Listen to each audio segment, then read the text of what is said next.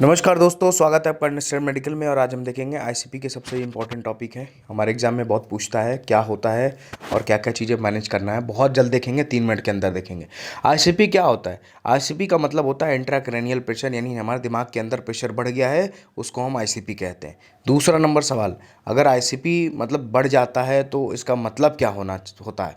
ठीक, आईसीपी अगर बढ़ जाता है हमारे दिमाग में तो ये एक एबनॉर्मल कंडीशन होती है जो कि हमारे न्यूरोलॉजिकल कॉम्प्लेक्शन को बढ़ा देती है। कोई पेशेंट है, अगर उसका आईसीपी बढ़ गया है तो आपको ये समझना है कि नॉर्मल कंडीशन नहीं है, एबनॉर्मल कंडीशन है। इसके न्यूरोलॉजिकल स्टेटस जो है अभी नीचे जाने वाले हैं, यानी लॉस ऑफ अनकॉन्शियस होने वाला है ये। ठीक है। तीसरा सवाल यह है, राइज आईसीपी में क्या क्या कारण हो सकते हैं? जब आप सुनिएगा, हेड इंजरी हो सकता है, ब्रेन ट्यूमर हो सकता है, ब्लीडिंग हो सकता है ब्रेन के अंदर, और ये सारी चीज़ें जो है न्यूरोलॉजिकल कंडीशन के ही कारण हो रहे हैं अगर पेशेंट का आईसीपी बढ़ जा रहा है तो। ठीक है। चौथा सवाल, राइज आईसीपी में लक्षण क्या क्या होते हैं? ये पूछता है, बार बार सवाल पूछता है। हेडेक हो सकता है, वोमिटिंग हो सकता है, कन्फ्यूजन होगा, डायलेटेड प्यूपिल्स हो जाएंगी, प्यूपिल डायलेट हो जाएंगी, काम ही नहीं करेंगी, पेशेंट को सीजर जैसे लक्षण देखने को मिलते हैं। ठीक है। पांचवा सवाल, आईसीपी को डायग्नोसिस करने के लिए कौन कौन सा टेस्ट किया जाता है? फिर पूछता है सवाल ये। ठीक है। आपको जवाब में याद रखना है कि सीटी स्कैन करेंगे, एमआरआई करेंगे, और समटाइम इंट्राक्रैनियल प्रेशर को मॉनिटर करेंगे। ठीक है। और ये डायग्नोसिस करेंगे कैसे कैसे क्या चीज़ें हो रही हैं। ठीक है। छठवां सवाल, राइज आईसीपी के लिए इलाज कैसे होता है? ठीक है, कैसे करोगे अब उसका इलाज? ठीक है। आपका आईसीपी अगर किसी पेशेंट का बढ़ा हुआ तो कंट्रोल करने के लिए मेडिकेशन देंगे। मेडिकेशन क्या क्या देंगे? वो मेडिकेशन देंगे जो कि स्वेलिंग को कम करेंगे। ठीक है। यानी किसके? दिमाग के स्वेलिंग को करेंगे, रिड्यूस ब्रेन स्वेलिंग जो है देंगे, ताकि जो भी सीएसएफ है, जो भी ड्रेनेज है वो ड्रेनेज हो, और जो भी यूरिन आउटपुट के थ्रू हो या बॉडी के थ्रू हो एक्सक्रीट बाहर निकल सके। ठीक है। सूजन वगैरह हो, क्योंकि पानी भरा होगा तभी तो सूजन होगा।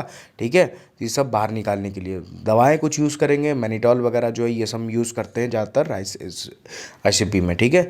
अब सर्जिकल इंटरवेंशन में सबको मालूम है कैरेनियोटॉमी करते हैं। कोई पार्ट हिस्सा ख़राब हो गया जो कि इरिवर्सिबल है, हटाना हो तो सेरियाको कोलैटरल को हटा देंगे। ठीक है। तो उसको कैरेनियोटॉमी कहेंगे। ठीक है।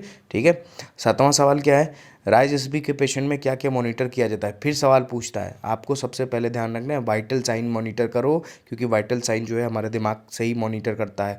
मेडुला ऑब्लांगाटा जो है दिमाग को ही रेगुलेट करता है, हमारे रिस्पायरेशन रेट सब वही मेंटेन रखता है। तो आपको वाइटल साइन मॉनिटर करना है, न्यूरोलॉजिकल स्टेटस चेक करना है, कैसे बोल रहा है, कैसे बात कर रहा है, कैसे रिएक्ट कर रहा है, सारा उसके रिफ्लेक्सेस चेक करोगे। ठीक है।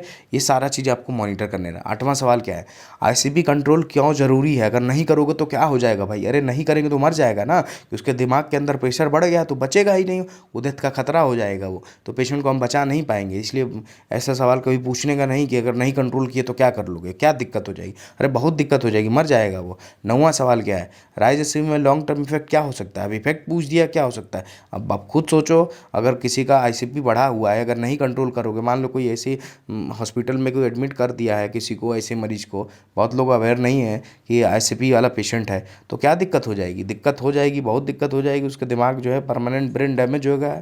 ठीक, डिसेबिलिटी हो जाएगी, और तुरंत वहीं के वहीं जो है कुछ टाइम बाद मर जाएगा, क्योंकि लॉस ऑफ कॉन्शियस हो जाएगा। ठीक है। प्यूपिल डायलेट हो जाएगा, उसको बचा नहीं पाएगा।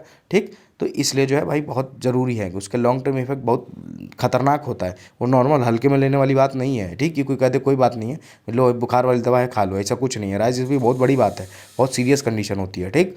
10वां बात है, राइज प्रॉपर मैनेजमेंट क्या जरूरी है? क्या जरूरी है मैनेजमेंट उसका कैसे करोगे आप? मैनेजमेंट सबसे पहले एक क्रूशियल, जो भी डैमेज हुआ है उसको रिवर्सिबल करने के लिए आप बहुत एक प्रोटोकॉल और जो भी वाइटल साइन है उसको मॉनिटर करिए, मेंटोल वगैरह दीजिए, और सर्जिकल इंटरवेंशन है वो सब भी अगर करना है तो आपको बहुत सीरियस तरीके से देखना है। ठीक है। क्योंकि अगर इसकी कॉम्प्लिकेशन से बचना चाहते हैं तो आपको इमीडिएट एक्शन लेने की ज़रूरत होती है। ठीक, तो याद रखिएगा। ठीक, चलिए नेक्स्ट वीडियो मिलते हैं कोई ऐसे ही टॉपिक से, क्वेश्चन के फॉर्म में अंडरस्टैंडिंग करेंगे। और क्योंकि अगर क्वेश्चन के फॉर्म में करेंगे तो यही क्वेश्चन के फॉर्म में पूछ दे रहा है, आपको भी पता है क्लिनिकल सिनेरियो बेस्ड क्वेश्चन पूछा जा रहा है बार बार। ठीक, इसकी हम लोग समरी भी देख लेंगे, क्या क्या चीज़ें कैसे कैसे क्या होती है।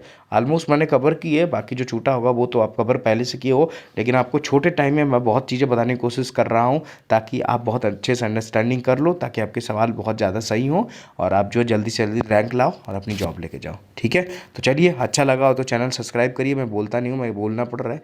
ठीक है। और बहुत ज़्यादा सपोर्ट है, व्यू आ रहा है, अच्छी बात है, थैंक यू सो मच। और ऐसे ही जो है लगातार अपडेट रहिए, मैं आपको रेगुलर बेस पे ऐसे ही कम टाइम में बड़ी बात दे के जाऊँगा, बहुत चीज़ें लंबा लंबा नहीं दूंगा, 1.5-2 घंटे बहुत लोग पढ़ा रहे, अच्छी बात है, बहुत अच्छी बात है, बट ये है कि हमारे दिमाग के अंदर उतनी कैपेसिटी नहीं है हर चीज़ को कर पाए, ठीक है। तो इसलिए जो है ये हमको मान के चलना है कि कम टाइम में बहुत ज़्यादा, यानी गागर में सागर भरना है, ठीक है, ऐसा हमको पढ़ाई करना है, ठीक है। चलिए मिलते हैं, बाय बाय।